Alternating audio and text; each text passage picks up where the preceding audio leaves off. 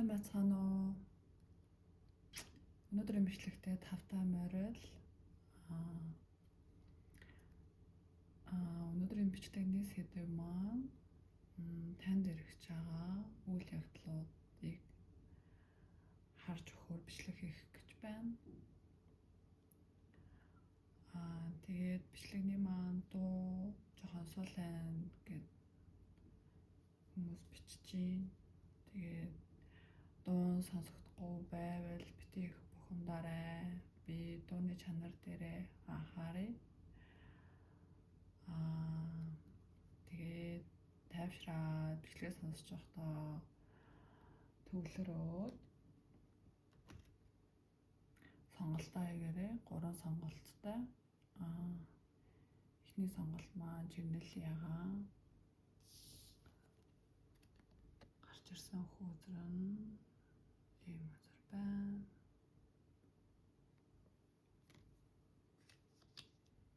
Хоёр дахь маань ногоон өнгөтэй.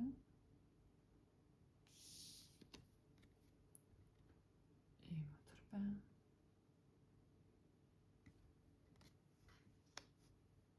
Гурав дахь нь улбар шар өнгөтэй.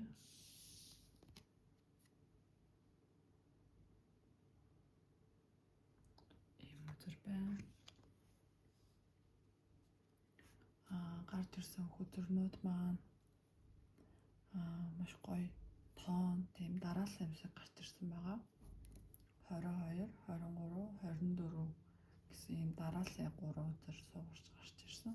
Энэ надад амар гоё санагдаж байгаа.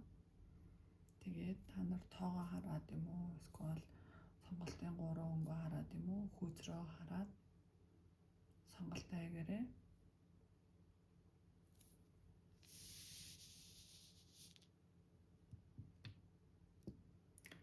За, жигнэл ягаан өнгийг сонгосон хүний уншлагыг эхлэе.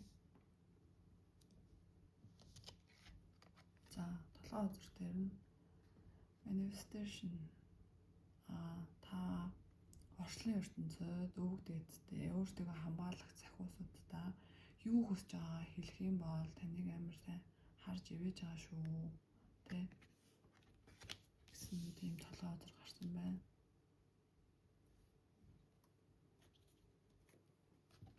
Би ер нь л миний бичлэгийг ямар ч гэсэн manifestation гэдэг үгийг ойлгож байгаа мэддэг хүмүүс үзэж авах гэж бодож байна. Хэрвээ мэдгүй бол YouTube дээр бичлэг хийгээд үзвэл зөндөө олон зөвлөгөөнүүд байгаа. Хэрвээ юу хүссэн зүйлс ирэхгүй байгаа бол илүү сайн додомор хийгээд болохгүй байгаа бол та орчлон ертөнцөдтэй юу хүсэж байгаа тов тодорхой хэлэхэд хүсэлжин ерөөхдөө сонсоор байна таныг. За, 1-р бүлгийнхаа бичлэгтээ гаръя.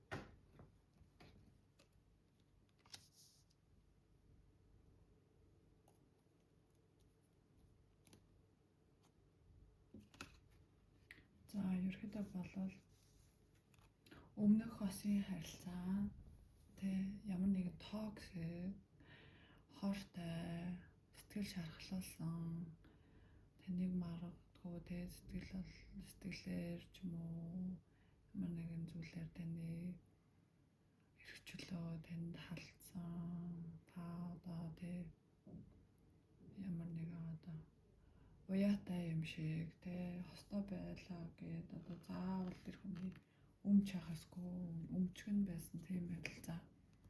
Тэгээ магадгүй одоо тэр харилцаанд байгаа. Магадгүй тэр харилцаанаас явсан байж магадгүй. Тэгээд энэс болоод айгүй сэтгэл готролд ордог болсон. Өөртөө байгаа зүйлээ юусаа харахгүй, байхгүй, болохгүй, бүтггүй зүйл рүү хитэн сэтгэлээ шилээдэг. Тэгээд сэтгэлийн шархандаа хит их одоо эмзэглэж хүлээж аваад ер нь юмд маш их бухимдаж ханддаг болсон. Тиймэрхүү байх магадaltaй хүмүүс үзэж байгаа юм шиг байна. Та боол шүү дээ. Ямар нэгэн байдлаар хин нэгний өмчтэй ийм биш сэтгэл шархалсан бол сэтгэлийн шархаа тий одоо юу гэдэг та энэ хосын харилцаанд үнэхээр байгаа бол тий биш юм шиг байгаа ч гэсэн салж явж чадахгүй энэ харилцаанд байгаа бол энэ харилцааг тий авч үлдмээр байвал одоо бүр үнэхээр болж бүтээмээр байх юм бол нөгөөнтэйгээ ярилцаад тий одоо яг л болохгүй бүтггүй байгаа зүйлийн тухай ярилцах хэрэгтэй байна.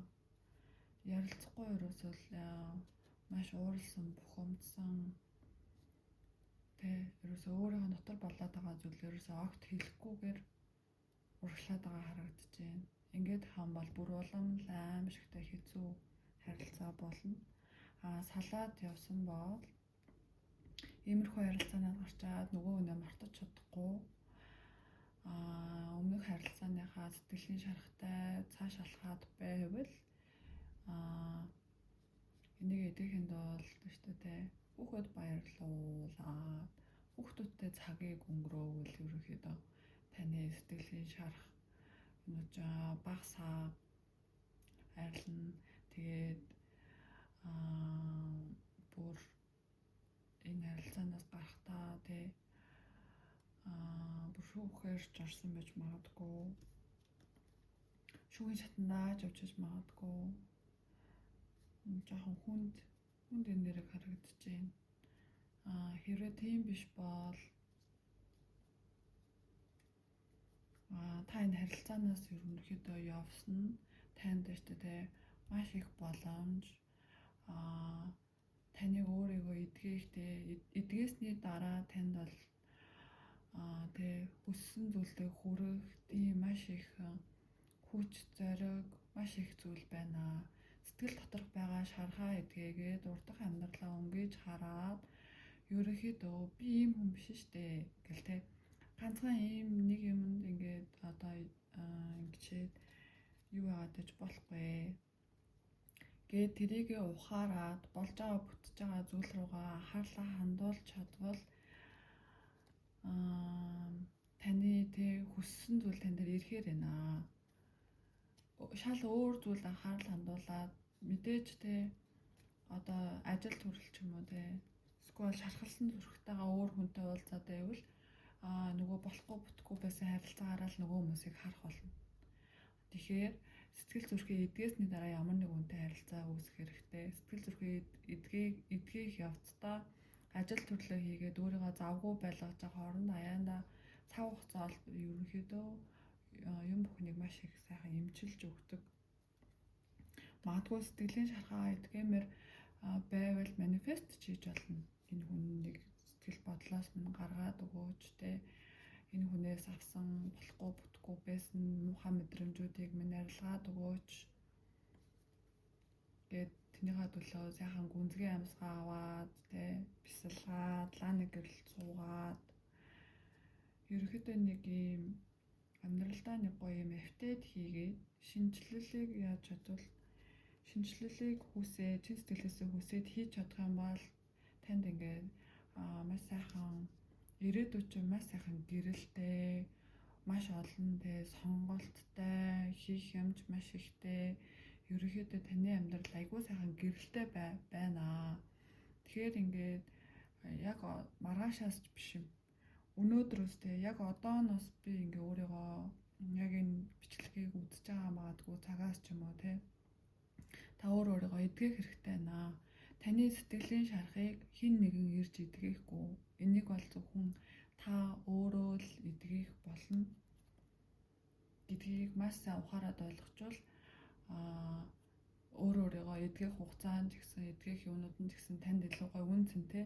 Дараа нь та дахиад хүнтэй ийм хүнийг таньдаг болно нэгдүгээр. Хоёрдугаар ийм харилцаанд орсон ч та удаа сэтгэлийн шараханд орохооргүй хэмжээний цаашаа явж уддаг болно гэсэн үг байхгүй юу?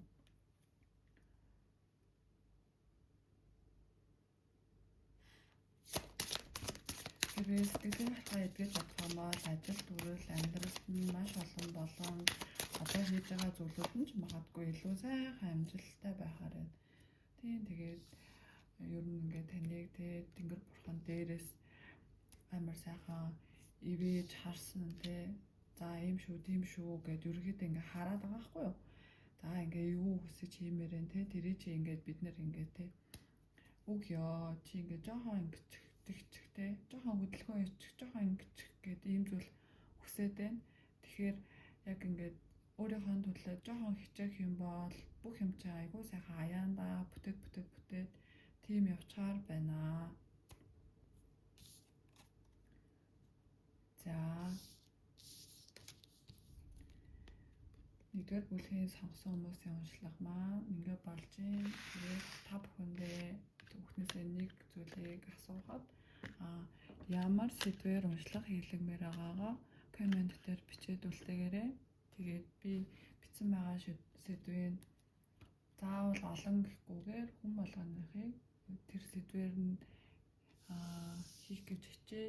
Тэгээд ямар сэдвээр уншлага авмаар байгаагаа бичээд үлдээгээрэй. За бичлэгийн маань үзсэнд баярлалаа. Баяртай.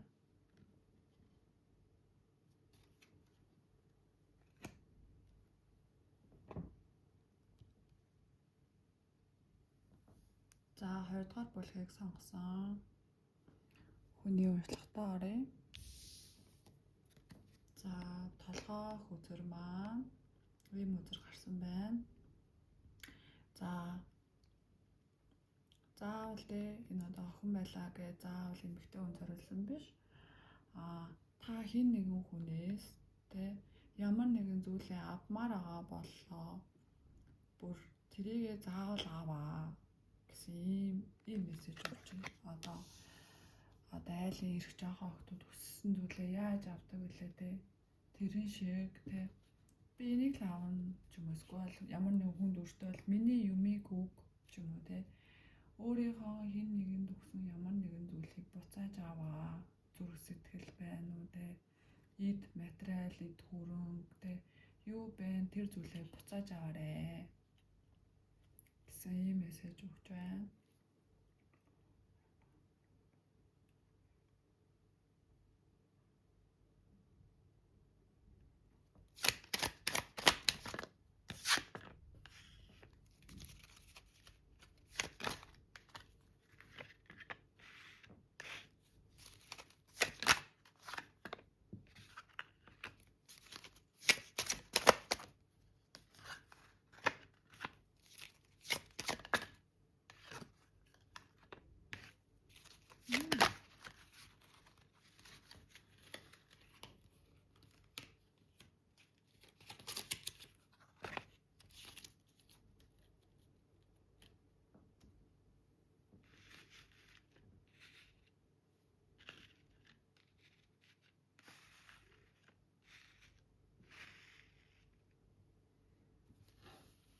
За 2 дугаар бүлгийг сонгосон хүмүүс маань ерөнхийдөө бол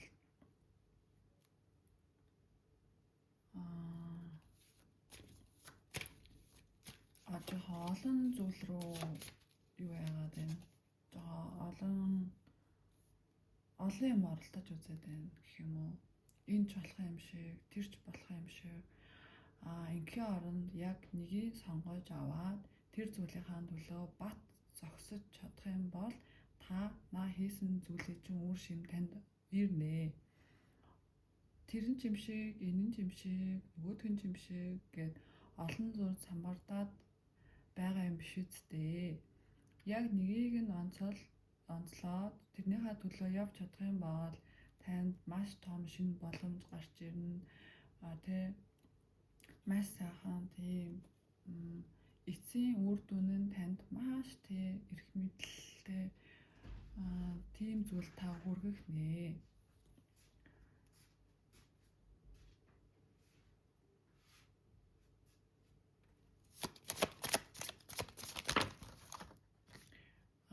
Тэгэхээр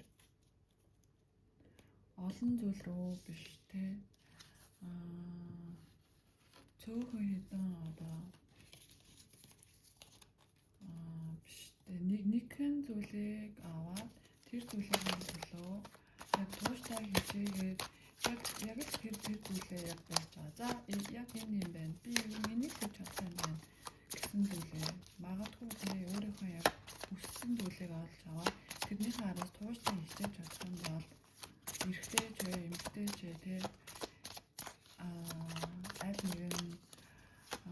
аль нэгийг сонгоод тэрнийхээ төлөө явах юм бол ерөөсөө амжилт тань дээр заавал ирнэ.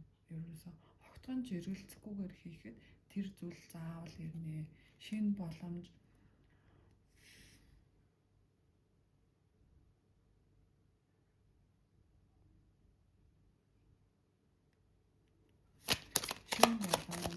шинэ хэлцүүл заавал ирнэ. Мэдээж юмаа хийж ягаад явах дунд нь шантах үе гарна, болж байгаа үе байна, болохгүй үе байна. Тэр болгоныг хит сонголтын дунд эргэлзэхгүйгээр мэдээж ямар нэгэн зүйлийг эхлүүлээд ч юм уу эсвэл хийгээд явж байгаа дундаас нь жоохон шантраад байвал битгий тэгээрээ эцийг нь үзээрээ эцсийн цаана болон бүтнгээд хичээж байгаа сэтгэлийн цаана заавал ямар нэгэн шагнал байдаг. Энийг юмыг тууштай хийвэл хоёр юмны голдгүйгээр тахгүйгээр ганцхан нэг зүйлийг барьж аваад тэрнийхээ төлөө тууштай байгаад харин энэ хийж байгаа зүйл чинь маш амжилтанд хүрсний дараа магадгүй дараа нь орхисон нөгөө олон сонголтуудынхаа хид хэдийг нь дахиж барьж авч хийж болох бас тийм сонголтууд байгаа. Миний амьдрал дандаа л маш их сонголтын дунд байдаг. Тийм болохоор ерөнхийдөө үлсэн зүйлийнхаа яг нэгийг сонгож аваад ерөөсөө ямар нэгэн эргэлзээ төрсэн зүйлүүд энэ ажлыг хийж байгаа дунд нь мэдээж гарч ирнэ.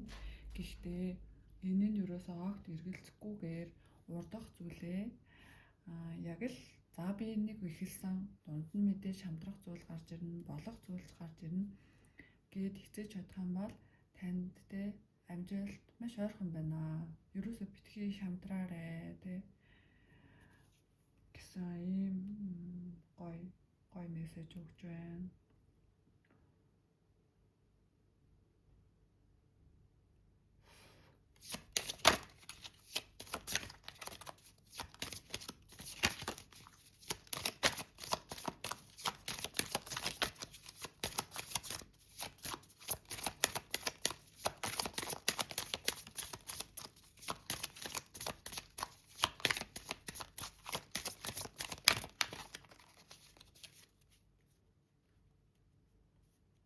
За энэ өдөр минь ерөөсөө хайрын тухай уншлага энэ дээр гарч ирэх болохоор ямар нэг юм гарч ирдэггүй. Гэхдээ ерөнхийдөө ажил амьдрал бүтэмжтэй байх юм бол сэтгэл санаа ч гэсэн сайхан байдаг. Сэтгэл санаа сайхан байвал бусдад харилцаж гэсэн үргэлжлүүлээ сайхан болдог учраас та яг сонголтоо хийж амжаагүй эсвэл олон сонголтын дунд эсвэл сонголтоо хийгээд дунд нь шамдарч явж байвал битгий энэ дундаасаа яваарай. Яг энийг хийсэн шиг буцаад яваарай. Яг урагшаа энийхээ төлөө яг явж байгаа шиг ингээд яг үргэлжлүүлсэн чигээрээ яваарай. Таны шагнал маш том байна. Та маш том шагнал авахаар байна. Дахиад жоохон хичээгээрэй гэсэн ийм мессеж манай 2 дугаар бүлгийн гарч ирлээ. Тэгээд 2 дугаар бүлгийн маань уншлагын дүрээд өндөрлөж байна. Та нараасаа нэг зүйлийг асуухад та нар ямар сэдвтэй уншлага хиймээр байгаагаа комент хэсэгт бичиж үлдээвэл би заавал олон юмнуудыг гэхгүйгээр хүмүүсийн бичсэн сэдв болгоноор уншлага хийж өгөхийг бодноо. Тэгээд 2 дугаар бүлгийг маань сонссонд баярлалаа. Баяртай.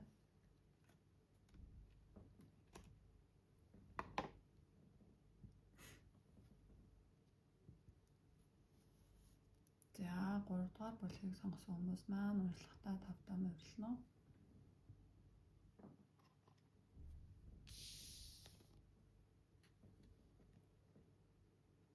За ийм өдөр гарсан байна.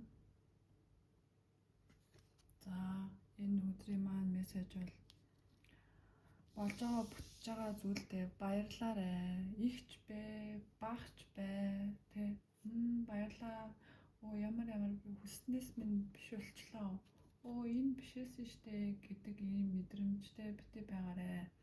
Болж байгаа бүтэж байгаа зүйлдээ талархаад тэрэндээ чин сэтгэлээсээ баярладаг байгаарэ. Одоо ажил дээр ч амьдрал дээр ч бүх зүйл ингээд болж ийн бүтэж ийна гэдэг чинь ерөөхдөө болвол болоогүйгээс дээштэй тийм ээ. Тэгэхээр ингээд болж байгаа бүтэж байгаа зүйлдээ талархдаг байгаарэ гэсэн мессежийг өгч байна.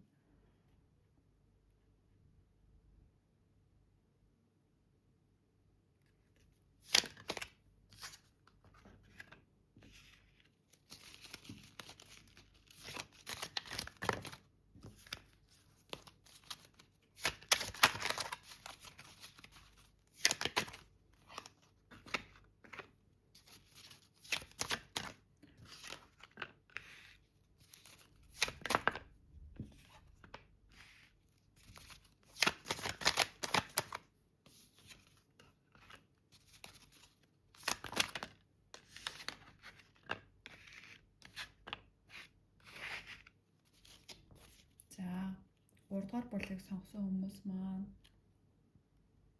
ерөнхийдөө болвол олон хүн тусалдаг. Одоо энэ хүнээс би энэ хүнийг ихгүй л болохгүй гэсэн хүмүүсийн өмнө үүрэг хариуллага хүлээж амьдардаг хүн байж магадгүй юм шиг байна. Бусдын төлөө маш их санаа зовдог. Тэгээд хүмүүс туслахыг боддог. Тэгээд доктортой сайхан гэр бүлтэй. Эсвэл ирээдүйд энэ чигээрээ явж байвал маш сайхан гэр бүлтэй болохоор тэр гэр бүл нь одоо юу гэдэг вэ? Бүх сайхан бүрдсэн тэм сайхан гэр бүлтэй болохоор ерөнхийдөө болвол хэцүү завсан хүмүүс туслах гэдэг. Тусламж ирсэн хүмүүст ерөнхийдөө эзэж үгүй гэд хэлдэггүй. Тосрохоо төрлийн юм багш байна. Тэгээд бусдаа хэлцээр яриа хийх мэсэн чадвартай. Гэхдээ өөрийнх нь хувь хүний байдал дээр одоо хэцүү байгаа тийм мэдрэмжүүд ингээд авч байгаа. Гэхдээ таны ингээд хэцүү байгаа үе ингээд одоо ингээд хэцүү байхгүй амьдрал хүний амьдрал дандаа жаргалтай байдаггүй, дандаа зовлонтой байдаггүй. Тэгэхээр болж байгаа бүтэж байгаа зүйлээ хараад болохгүй бүтггүй байгаа ч юм уу, болж байгаа болсон жижиг юмд жижиг хүн танд гаргасан сэтгэлд ч юм уу, жижиг ажил бүтгэхэд ч юм уу баярлаа талархаарай.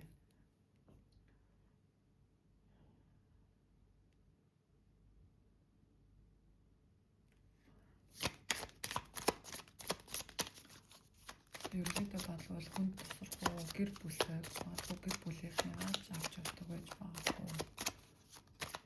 Эндээ үстэй гэж амьдардаг.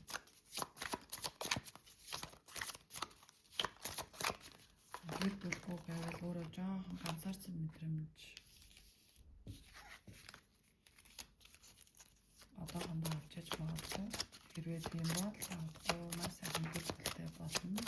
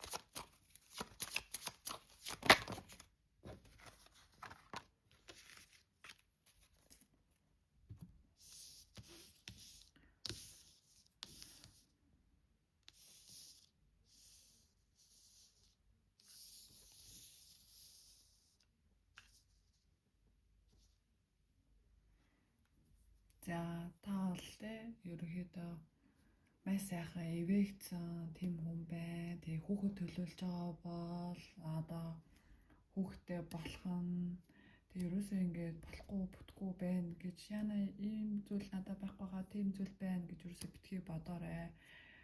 Хүүхэд өсөж байгаа л хүүхэдтэй болох нь байна те. Эсвэл те сайхан хайр өсөж байгаа бол сайхан гэр бүл өсөж байгаа бол ойрын хугацаанд тэрнээ болох нь байна. Ерөнхийдөө болж байгаа бүтэж байгаа зүйлээ баярлаж талархаад те одоо хинт ч баярламаар байна те. Эцэг их гэр бүлдээ баярлсан талархнаа илэрхийлмээр байна уу? Эсвэл өөртөө хэлмээр байна уу? Эсвэл те одоо юу гэдэг дээд тэнгэр сахиуснуудад хэлмээр байна уу? Хинд хэлмээр байна? Хэлмээр байгаа зүйлээ талархмаар байгаа зүйлээ гаргадаг байгаарэ тэ гэж хүсэж байна. Тэгээд ямар нэгэн тэ одоо юм ихийг хүсэж байгаа чинь имийг л өгч байгаа юм уу гэд одоо бити ингээд тэ хойш суугаарэ. Зүгээр юм тэ хэцүү мэдрэмж битгий аваарэ гэсэн байна. Тэгээд бустай жоохон эвтэй байгаарэ гэсэн байна.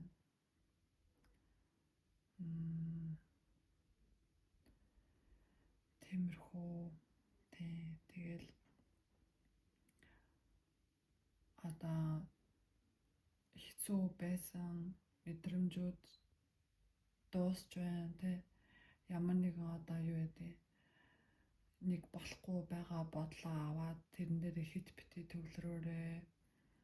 Ирээдүг гэдэг бол ингээд ерөөсөө л бичигдээгүй. Ирээдүг хэн бүтээх үү? Та бүтээн. Та жоохон байгаа зүйлдээ баярлаад талархаа сурч байгаа юм бол ирээдүйд ч юм бол сайхан шинэ боломжууд ч байна. Сайхан гэр бүлч байна те. Үр хүүхэдч байна.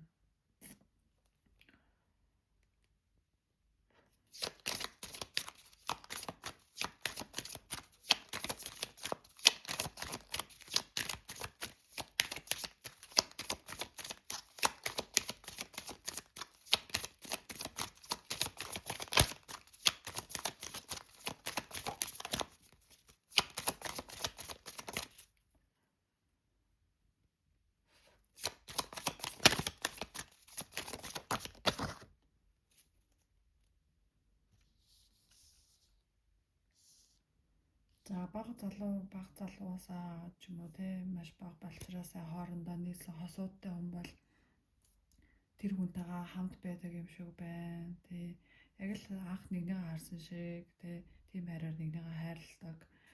Магадгүй тэгэхээр болцсон бол тэгээрээ нэгнийгээ ингээд тэ халамжтай байсан өөрийгөө магадгүй очоорой гэж магадгүй. Эсвэл маш багасаа нэгнийгээ харилцсан болохоор гэр бүлэж харилцаа маш сайхан байгаа юм байна. Нөгөө олон жил маш бяцхнаас нөө энэ минь надтай өста хар нэлхасаа л нийлсэн гэдэг шиг айгу тийм сайхан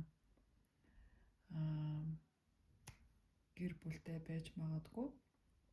Ганц би хүмүүс маань үзэж байвал ерөнхийдөө тий таны одоо өнгөрсөн бага наснд чинь таарлцсан хүн таны амьдрал шинээр гарч ирж магадгүй.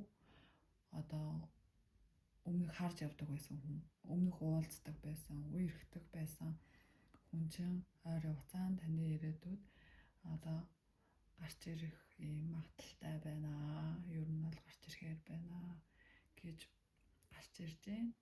Тэгээд 3 дугаар бүлгийг сонгосон хүмүүсийн уншлага маань энд хүрээд өндөрлөж байна. Тэгээд бичлэгийг маань үзсэнд баярлалаа. Тэгээд та нараасаа нэг зүйл асуухад ямар сэдвээр бичлэг хийлгэмээр байгаа гэдгээ комент дээр бичээд үлдээвэл заавал олон хандалтай гэхгүйгээр хүн болгоны бичсэн сэдв доор бичлэг хийхийг хичээнэ. Тэгээд бичлэгийг маань үзсэнд баярлалаа. Баяртай.